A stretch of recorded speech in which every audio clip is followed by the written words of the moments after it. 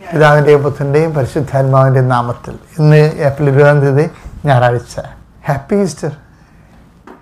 അമ്മേ പരിശുദ്ധ അമ്മേ, അമ്മേ പരിശുദ്ധമ്മേ, ദൈവമാതാവേ, ദൈവമാതാവേ, കൃപാസനത്തിലൂടെ ഞങ്ങൾക്കും ഞങ്ങളുടെ ദേശത്തിനും അമ്മ മധ്യസ്ഥം തേടി തന്ന എല്ലാ അനുഗ്രഹങ്ങൾക്കും കൃപകൾക്കും ഞങ്ങളിപ്പോൾ ഹൃദയം നിറഞ്ഞ നന്ദി പറയുന്നു. അമ്മേ പരിശുദ്ധമ്മേ, അമ്മേ പരിശുദ്ധമ്മേ, ദൈവമാതാവേ, 2004 ഡിസംബർ 7 ഉച്ചകഴിഞ്ഞ് 2:30 കൃപാസനത്തിൽ സംഭവിച്ച അമ്മയുടെ പ്രത്യക്ഷപ്പെടലിനെ കുറിച്ച് തിരുസഭയ്ക്ക് സമർപ്പിച്ചിരിക്കുന്ന പഠനരേഖകളുടെ മേൽ സഭാത്മകമായ പഠനം ആരംഭിക്കുവാൻ ഞങ്ങൾ പ്രാർത്ഥിക്കുന്നു. അമ്മേ പരിശുദ്ധമ്മേ, ഭൂസ്വർലോകങ്ങളുടെ രാജ്ഞിയായ അങ്ങേയ്ക്ക് ഭൗമസംരക്ഷണത്തിനായി പ്രപഞ്ചപ്രകൃതിയെ തന്നെ തിരുസഭ പ്രതിഷ്ഠിക്കുവാൻ ഈ പ്രത്യക്ഷീകരണം വഴി ഇടയാക്കണമേ. പരിശുദ്ധ അമ്മേ, ജപമാല മാതാവേ, സകല കൃപാസനം പ്രാർത്ഥനകളോടും ചേർത്ത് ഞങ്ങളിപ്പോൾ പ്രാർത്ഥിക്കുന്ന ഈ കുടുംബത്തിന്റെ പ്രത്യേക നിയോഗവും മക്കളെ.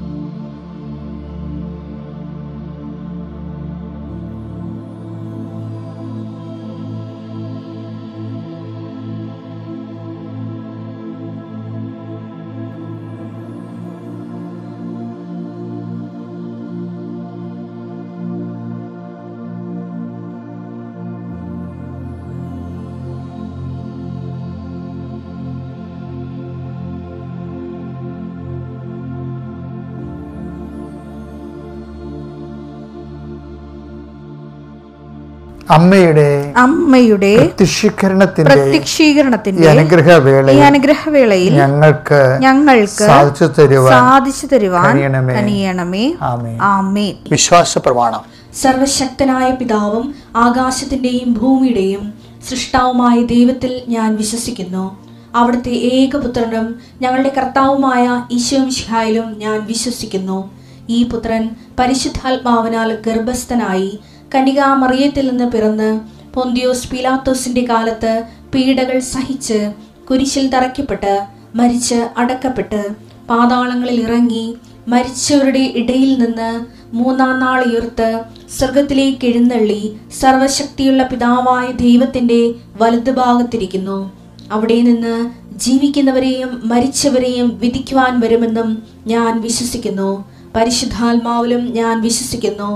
വിശുദ്ധ കത്തോലിക്കാ സഭയിലും പുണ്യവാന്മാരുടെ ഐക്യത്തിലും പാപങ്ങളുടെ മോചനത്തിലും ശരീരത്തിന്റെ ഉയർപ്പിലും നിത്യമായ ജീവിതത്തിലും ഞാൻ വിശ്വസിക്കുന്നു. ആമേൻ. സുഖസ്ഥനായ ഞങ്ങളുടെ പിതാവേ, അങ്ങയുടെ നാമം പൂജിതമാകണമേ. അങ്ങയുടെ രാജ്യം വരണമേ. അങ്ങയുടെ തിരുമനസ് സ്വർഗത്തിലെ പോലെ ഭൂമിയിലുമാകണമേ. അന്നു വേണ്ടുന്ന ആഹാരം ഇന്ന് ഞങ്ങൾക്ക് തരണമേ. ഞങ്ങളോട് തെറ്റ് ചെയ്യുന്നവരോട് ഞങ്ങൾ ക്ഷമിക്കുന്നത് പോലെ ഞങ്ങളുടെ തെറ്റുകൾ ഞങ്ങളോടും ക്ഷമിക്കണമേ. ഞങ്ങളെ പ്രലോഭനത്തിൽ ഉൾപ്പെടുത്തരുതേ, തിന്മയിൽ ഞങ്ങൾ രക്ഷിക്കണമേ. ആമേൻ. നന്മ നിറഞ്ഞ മറിയമേ, സ്വസ്തി. കർത്താവ് അങ്ങയുടെ കൂടെ സ്ത്രീകളിൽ അങ്ങ് അനുഗ്രഹിക്കപ്പെട്ടവളാകുന്നു. അങ്ങയുടെ ഉദരത്തിൻ ഫലമായി ഈശോ അനുഗ്രഹിക്കപ്പെട്ടവനാകുന്നു. പരിശുദ്ധ മറിയമേ, തമ്പുരാന്റെ അമ്മേ, പാപികളായ ഞങ്ങൾക്ക് വേണ്ടി ഇപ്പോഴും ഞങ്ങളുടെ മരണസമയത്തും തമ്പുരാനോട് അപേക്ഷിക്കണമേ. ആമേൻ. നമുക്ക് പ്രാർത്ഥിക്കാം. എൻ്റെ പ്രിയപ്പെട്ടവരെ, കർത്താവിന്റെ ഉയർത്തെഴുന്നേറ്റ തിരുമുറപാടുന്ന വിജയത്തിൻ്റെ വലതുകര അങ്ങ് നീട്ടണമെന്ന് പ്രാർത്ഥിക്കുന്നു. ആദിമസഭയിലെന്നതുപോലെ ഞാൻ പ്രാർത്ഥിക്കുന്നു. അപ്പോൾ അങ്ങേപ്പുത്രൻ യേശുക്രിസ്തുവിന്റെ നാമത്തിലെ അടയാളങ്ങളെ കാണിക്കണമെന്ന് പ്രാർത്ഥിക്കുന്നു. 39 വർഷം ഞാൻ അർപ്പിച്ച കൃപാനയുടെ യോഗ്യതയാൽ കൃപാസ്ഥാനത്താരെ ജീവനോടെ പ്രത്യക്ഷപ്പെട്ട പരിശുദ്ധ അമ്മയുടെ മാധ്യസ്ഥതയിൽ നടന്നിട്ടുള്ള ആയിരക്കണക്കിന് ആരാധന ശക്തിയാൽ ഞാൻ ഈ പ്രാർത്ഥനയിൽ പങ്കെടുക്കുന്ന ഓരോ കുടുംബങ്ങളെയും ആശീർവദിക്കുന്നു. കർത്താവെ, മനസ്സിൽ നുറങ്ങിയിരിക്കുന്നവരാണെന്നും കൃപാസനത്തിൻ്റെ പ്രാർത്ഥനയിൽ അങ്ങൻ്റെ സന്നിധി കൊണ്ടുവന്ന് തരണത്. ഞാൻ അവർക്കെല്ലാം വേണ്ടി മോസസിനെ പോലെ, അബ്രാഹത്തിനെ പോലെ, ഇസഹാക്കിനെ പോലെ കർത്താവ്, അതിനേക്കാളുപരി ജോഷുവയെപ്പോലെയും പ്രവാചകന്മാരെ പോലെയും അങ്ങയുടെ മക്കൾക്ക് വേണ്ടി മധ്യസ്ഥം വഹിക്കുന്ന കർത്താവെ, കൃപാസനത്തിൻ്റെ കർത്താവ് 40ഓളം വർഷം വരുന്ന എല്ലാ സുവിശേഷ വേലകളെ നീ ഓർക്കണം. കടലിലെ കൺവെൻഷൻ നീ ഓർക്കണം. അതിനുവേണ്ടി ചിന്തിയ എല്ലാ വിയർപ്പ് തുള്ളികളെ നീ അനുസ്മരിക്കണം. 10,000-കണക്കിന് ജപമാലകളെ നീ ആശീർവദിക്കുക, നീ ഓർക്കണം. അതെല്ലാം ഓർത്തുകൊണ്ട് അങ്ങ് ഞങ്ങളിലൂടെ ചെയ്യാൻ ആഗ്രഹിക്കുകയും ചെയ്ത് പൂർത്തിയാക്കുകയും ചെയ്തുകൊണ്ടിരിക്കുകയും ചെയ്യുന്ന എല്ലാ നന്മ പ്രവർത്തികളും ഓർത്തുകൊണ്ട് ഈ പ്രാർത്ഥനയിൽ പങ്കെടുക്കുന്ന ഓരോ മക്കളുടെ മേലും കുടുംബത്തിൻ്റെ മേലും അങ്ങ് ശക്തി ഒഴുക്കണമേ കർത്താവെ. ഈ കുടുംബത്തിൽ പാർക്കണതിൻ്റെ ശാപം, ഇവിടുന്ന് എവിടെയെങ്കിലും പോയി രക്ഷപ്പെട്ടാൽ മതി എന്ന് വിചാരിക്കുന്ന മക്കളുണ്ട് ഈശോയെ. അവർക്ക് ജീവിക്കാനോ അവർക്ക് അതുപോലെ മറ്റുള്ള മനുഷ്യരുടെ മുമ്പിൽ സന്തോഷത്തോടെ കഴിയാനോ ഒരു മാർഗം കാണാതെ എന്ത് ചെയ്യും അമ്മ എന്ന്, എന്ത് ചെയ്യും അപ്പ എന്ന് അങ്ങോട്ടും ഇങ്ങോട്ടും ചോദിച്ചുകൊണ്ട് വിഷമിക്കുന്ന മക്കളുണ്ട് ഈശോയെ. വളരെ ഭാരപ്പെടുന്നുണ്ട് ഈശോയെ.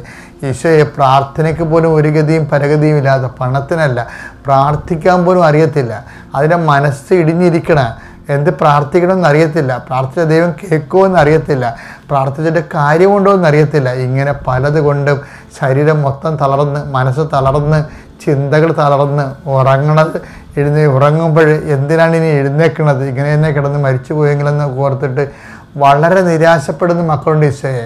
അവരെല്ലാം ആ കുഴിമാടത്തുനിന്ന് നീ ഉയർത്തുന്നതുപോലെ ഈ ഒറ്റ പ്രാർത്ഥന ഉയർത്തുകൊണ്ടിരിക്കാൻ നിനക്ക് കഴിയും കർത്താവെ. ഓരോ കർത്താവെ, ഓരോ കുഴിമാടത്തിൻ്റെ മുമ്പിലും കർത്താവെ, ഓരോ കുടുംബം ആശ മരിച്ചുപോയി, അതുപോലെ തന്നെ പ്രത്യാശ മരിച്ചുപോയി, കുടുംബത്തിലെ പ്രിയപ്പെട്ടവരും കൂടപ്പിറപ്പുമാരും കഴിഞ്ഞ വർഷം ഉണ്ടായിരുന്നവർ ഇന്നില്ല എങ്കിലും അവരെ എല്ലാം കൊണ്ട് കർത്താവ് ചില സമയത്ത് മനസ്സ് ഓർക്കുമ്പോൾ മനസ്സ് വല്ലാണ്ട് അങ്ങനെ വിങ്ങിപ്പോകും കർത്താവെ. അങ്ങനെയുള്ള ഒത്തിരി കുടുംബങ്ങളുണ്ട് ഈശോയെ. അവരെല്ലാം നീ സ്പർശിക്കണം. കഴിഞ്ഞ കൊല്ലം ഈശ്വരൻ ഉണ്ടായിരുന്നവർ ഇന്ന് ഇല്ലല്ലോ എന്ന് ഓർത്തിട്ട് സങ്കടം സഹിക്കവയ്യാതെ ഈശ്വര പോലും ഇങ്ങനെ കണ്ണീര് മുങ്ങുന്നവരുണ്ട് ഈശോയെ. അവരെ നീ പ്രത്യേകം ഏറ്റെടുക്കണമെന്ന് പ്രാർത്ഥിക്കുന്നു. ആ കുടുംബങ്ങളെല്ലാം ഇന്ന് അനുഭവിക്കുന്ന പ്രത്യേക സങ്കടങ്ങളാണ്. സാമ്പത്തികമായും തൊഴിൽപരമായാലും അതുപോലെ തന്നെ മറ്റു തരത്തിലുള്ള ചിലർ മരിച്ചു കഴിഞ്ഞാൽ പിന്നെ ചിലർ പണ്ടുണ്ടായിരുന്ന ഒത്തിരി പേര് കയറി ഇറങ്ങുന്ന വീടുകളായിരുന്നു, ഒത്തിരി പേര് സന്ധിക്കുന്ന വീടുകളായിരുന്നു. ഇപ്പോഴൊച്ചു പോലും ചോദിക്കാത്ത രീതിയിൽ വിഷമിച്ചിരിക്കുന്ന കുടുംബങ്ങളിലേക്ക് കർത്താവ് ഈ ഈസ്റ്ററിന് നീ കയറി ചെല്ലണമേ. അവിടെ മരിച്ച മനസ്സുകളെ, അവിടെ മരിച്ച എല്ലാ ഇച്ഛാശക്തികളെ, അവരെന്തിനു ജീവിക്കണമെന്ന് ഓർത്തിട്ട് സങ്കടപ്പെട്ടിരിക്കുന്ന വിഷയങ്ങളിൽ കർത്താവിൻ്റെ ശക്തിയിലേക്ക് പ്രവർത്തിക്കട്ടെ. കർത്താവ് തിരുരത്വത്തിൻ്റെ ശക്തിയിൽ പ്രവർത്തിക്കട്ടെ.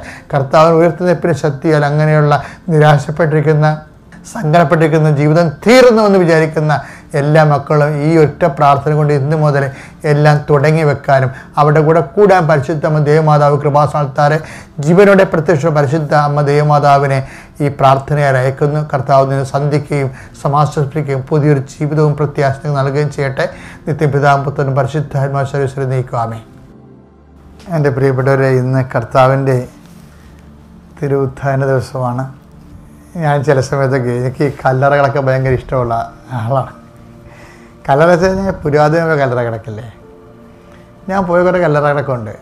അതായത് ഗാന്ധി ഡൽഹിയിൽ പോയപ്പോൾ 2 പ്രാവശ്യം മഹാത്മാഗാന്ധിയുടെ കല്ലറയിൽ പോയായിരുന്നു. അതുപോലെ തന്നെ ഈ വാസ്കോഡി ഗാമയിലെ അദ്ദേഹം കടലിലാണ് മരിച്ചെങ്കിലും അടക്കിയത് കൊച്ചിയിലായിരുന്നു,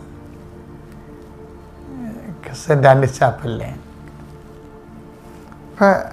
പിന്നെ അവിടെ അദ്ദേഹത്തിൻ്റെ അസ്ഥികളൊക്കെ പിന്നെ പോർട്ടുഗലിലേക്ക് കൊണ്ടുപോയിട്ടുണ്ട്. പക്ഷെ ആ കല്ലറയിലും എഴുതി വെച്ചിട്ടുണ്ട്. എന്താ സംഭവം? ഇവരെല്ലാം എഴുതി, ഇപ്പം ഗാന്ധിയുടെ കല്ലറ എഴുതി വെച്ചിരിക്കണേ എന്താ, ഹെറാം.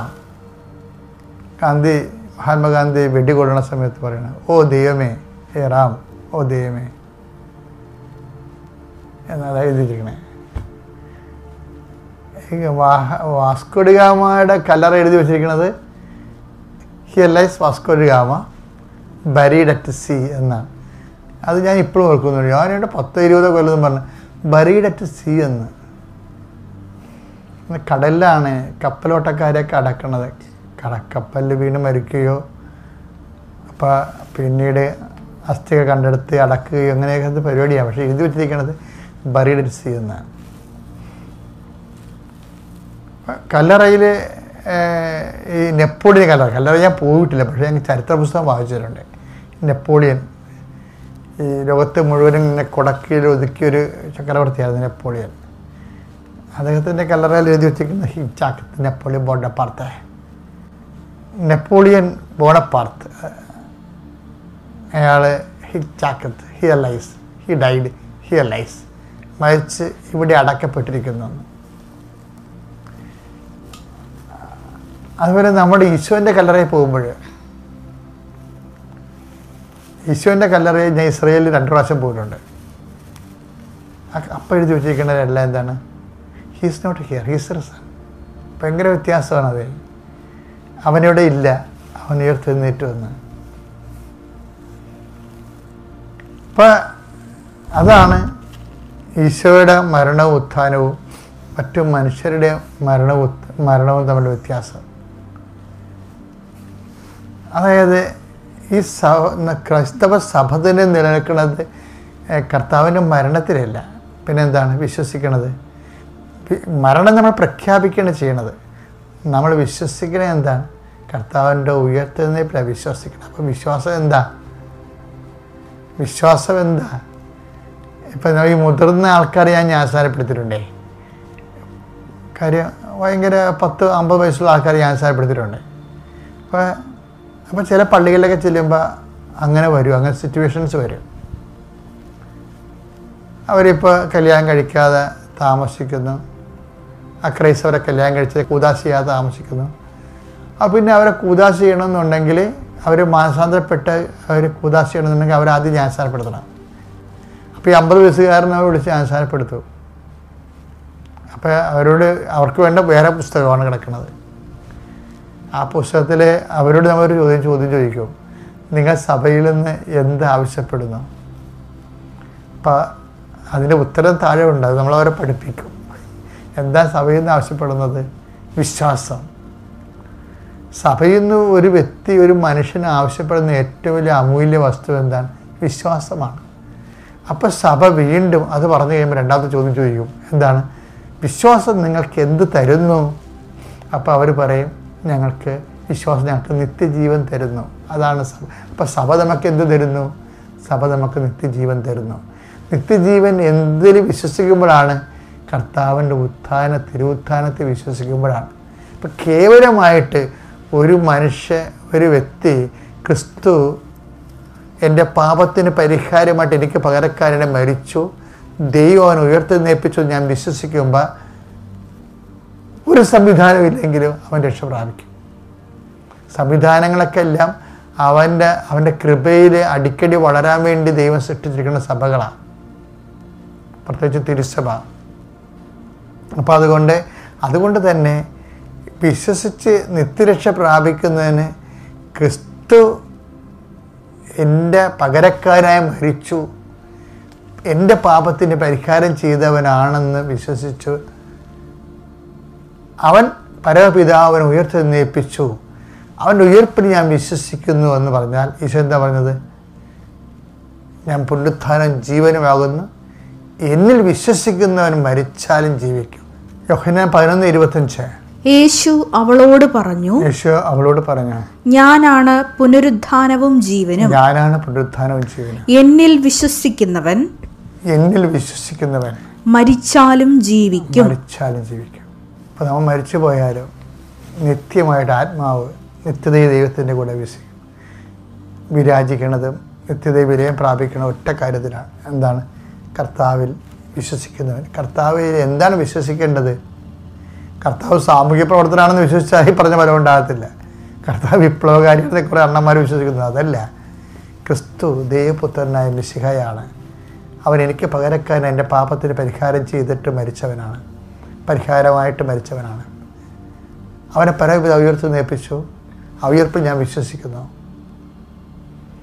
പക്ഷെ ഉയർപ്പിൽ വിശ്വസിക്കുമ്പോൾ എന്താ ചെയ്യണത്? അവയ്ക്ക് നിങ്ങളാണല്ലോ സാക്ഷികൾ. അത് നമുക്ക് നാളെ കാണാം. അപ്പോൾ ഉയർപ്പിൻ്റെ എല്ലാ മഹത്വവും. Happy Easter. അത്യപൂർവ ദൈവാനുഭവങ്ങൾ ഇനി നിങ്ങൾക്കും സ്വന്തം. ഈ യൂട്യൂബ് ചാനൽ ഇതുവരെ സബ്സ്ക്രൈബ് ചെയ്തിട്ടില്ലെങ്കിൽ ഇപ്പോൾ തന്നെ സബ്സ്ക്രൈബ് ചെയ്യുക. ഈ വീഡിയോ ഇപ്പോൾ തന്നെ നിങ്ങളുടെ സുഹൃത്തുക്കൾക്ക് ഷെയർ ചെയ്തുകൊണ്ട് കർത്താവിൻ്റെ പ്രേക്ഷിതരാകുക.